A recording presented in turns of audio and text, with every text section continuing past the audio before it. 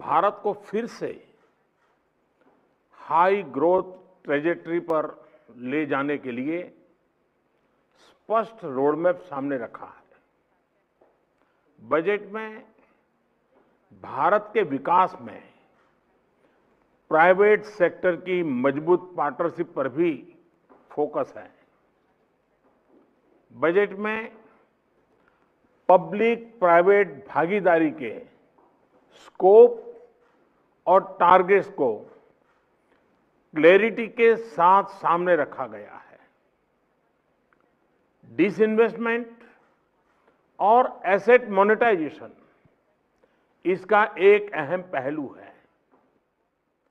साथियों, जब देश में पब्लिक सेक्टर एंटरप्राइज शुरू किए गए थे तो समय अलग था और देश की जरूरतें भी अलग थी।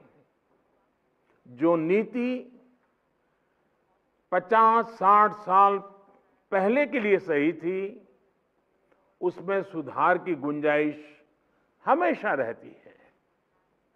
आज जब हम ये रिफॉर्म्स कर रहे हैं तो हमारा सबसे बड़ा लक्ष्य यही है कि पब्लिक मनी का सही उपयोग हो। कई ऐसे पब्लिक सेक्टर एंटरप्राइज हैं जो लॉस मेकिंग है। इनमें से कई को टैक्स पेयर्स के मनी द्वारा सपोर्ट करना पड़ता है। एक प्रकार से जो गरीब के हक का है, एस्पिरेशन से भरे युवाओं के हक का है, उन पैसों को इन एंटरप्राइज के कामों में लगाना पड़ता है और इस कारण अर्थव्यवस्था पर भी बहुत प्रकार का बोझ पड़ता है। पब्लिक सेक्टर एंटरप्राइज को सिर्फ इसलिए ही नहीं चलाते रहना चाहिए क्योंकि वो इतने वर्षों से चल रहे हैं, किसी के पेट प्रोजेक्ट रहे हैं। पब्लिक सेक्टर एंटरप्राइज किसी विशेष सेक्टर की जरूरत को पूरा कर रहे हो, किसी स्ट्रैटेजिक इंपॉर्टेंस से जुड़े हो तो मैं इस बात समझ सकता हूं और उसकी आवश्यकता भी समझ सकता हूं। सरकार का ये दायित्व है कि वो देश के एंटरप्राइज को, बिजनेस को पूरा समर्थन दे, लेकिन सरकार खुद एंटरप्राइज चलाएं, उसकी मालिक बनी रहे। आज के युग में न ये आवश्यक है न ये संभव रहा है। इसलिए मैं कहता हूं, government has no business to be in business. सरकार का फोकस लोगों के वेलफेयर और विकास से जुड़ी परियोजनाओं पर ही रहना चाहिए। जो भी 70 साल में इस देश की पूंजी बनी थी, उसको बेचने का डिसीजन ले लिया है।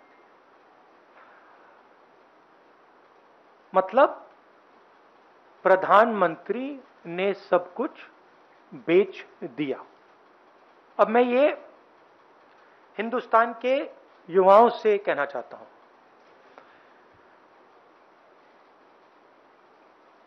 आपके हाथ से रोजगार छीना, कोरोना में आपकी मदद नहीं की, आपके जो किसान माता पिता हैं उनके लिए 3 स्पेशल कानून बनाए। और आज मैं यहां यह पढ़ना चाहता हूं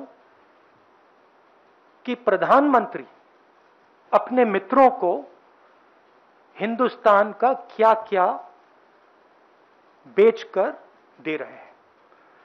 और इसको पढ़ने से आपको पता लग जाएगा, मुझे कहने की भी जरूरत नहीं होगी कि कौन सा एसेट किसको जा रहा है।